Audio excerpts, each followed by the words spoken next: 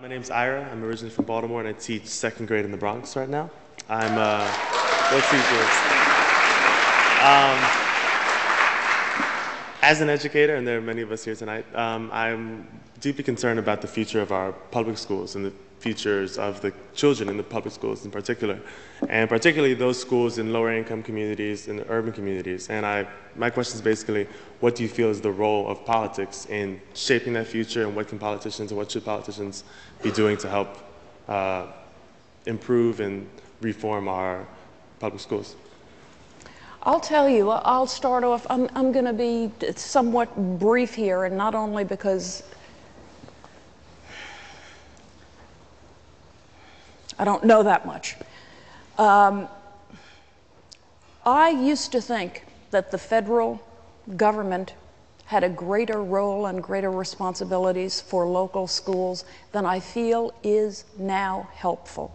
I must tell you, with the No Child Left Behind Act, with the Educational Act of this administration, which essentially is built on educational acts of previous federal governments, they are turning our kids into little test-taking machines. The only way they can judge how a kid is doing is by sitting them down, making them take a test, and then saying, okay, you pass, which means the school passes, which means the school district passes. Do you know what I mean? We've gotten away from the part of education that is simply a peaceful and intelligent teacher sitting with young people and trying to teach them.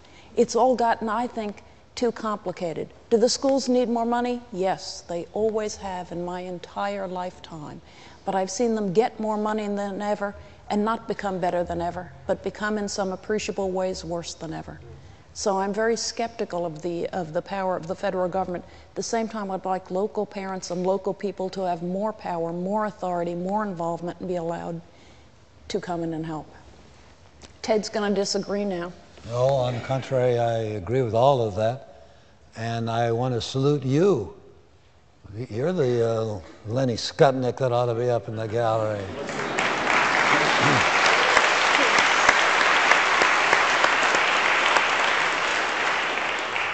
The sad truth is we need far more teachers in our public schools, and we need to pay our teachers a lot better, including those who are in the poor urban districts like you. But I want to also, where I do want to, it's not a disagreement, Peggy, in the sense that it's an agreement. I want to just point out, and we all went through this in politics, the slickness of political nomenclature.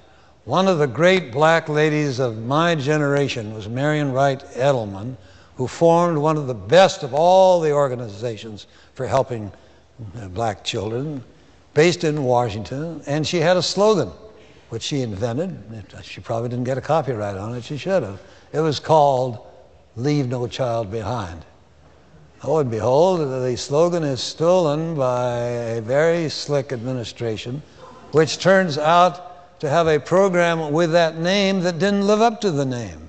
Instead, it emphasizes tests, tests, tests, and I'm only sympathetic with teachers, but if they have to teach only to the test, they aren't necessarily teaching the student the substance, particularly when the administration and Congress have failed to provide the full appropriations necessary for the financing of that program.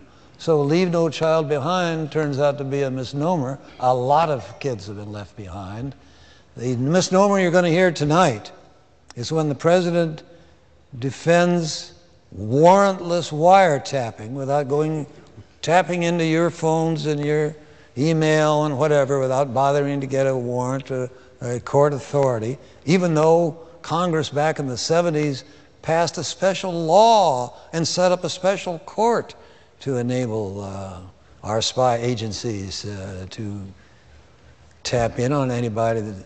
Anyway, he doesn't like it called wiretapping, so listen closely tonight.